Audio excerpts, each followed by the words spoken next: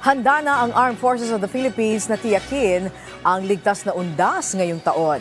Kabilang naman sa mahigpit nilang binabantayan ang libingan ng mga bayani.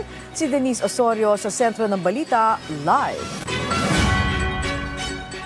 Angelique, abala na rin ang Armed Forces of the Philippines, katuwang ang Philippine Army, Navy at lokal na pamahalaan sa paghahanda para sa undas dito sa libingan ng mga bayani.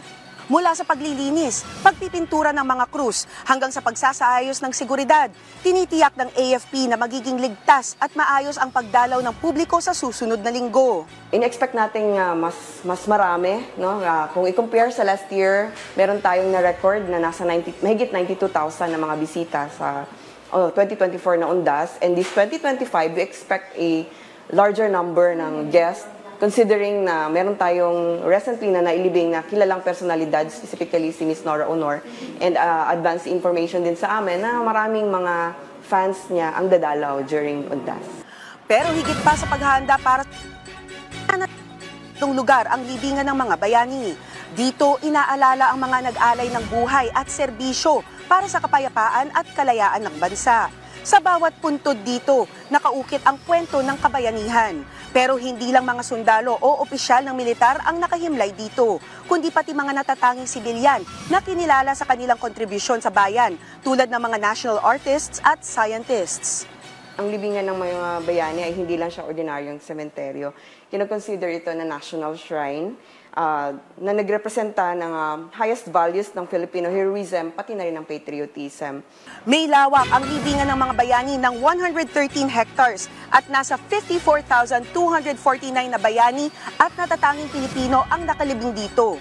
Libre ang pagpapalibing. Walang kailangan bayaran ang mga pamilya ng mga yumao. At kahit hindi undas, bukas ito araw-araw mula alas 6 ng umaga hanggang alas 6 ng gabi para sa mga nais mag-alay ng dasal at paggunita. Maximize nila yung moment na pumupunta sila dito at para ma-maintain din yung solemnity, ipinagbabawal namin yung iba na dumadalaw na naglalaro o nagja-jogging. Para maano nila, yung memory, no? Every time na pupunta sila, alalahanin nila yung mga magagandang nagawa ng kanilang kapamilya, no? Mga nakahimlay po rito. Angelique, inaasahang mas maraming bibisita dito sa libingan ng mga bayani ngayong taon dahil meron tayong mga bagong individual o bagong inilibing na kilalang individual dito nitong mga nakaraang buwan. Para sa schedule naman natin dito, sa October 31 hanggang November 3, bukas sila mula alas 6 ng umaga hanggang alas 10 ng gabi. At tulad ng ibang mga sementeryo, bawal na bawal ang pagdadala ng armas, mga na matutulis na bagay, alak at mga alagang hayop. Yan ang pinakahuling balita mula rito sa libingan ng mga bayani. Balik sa iyo, Angelique. Maraming salamat, Denise Osorio.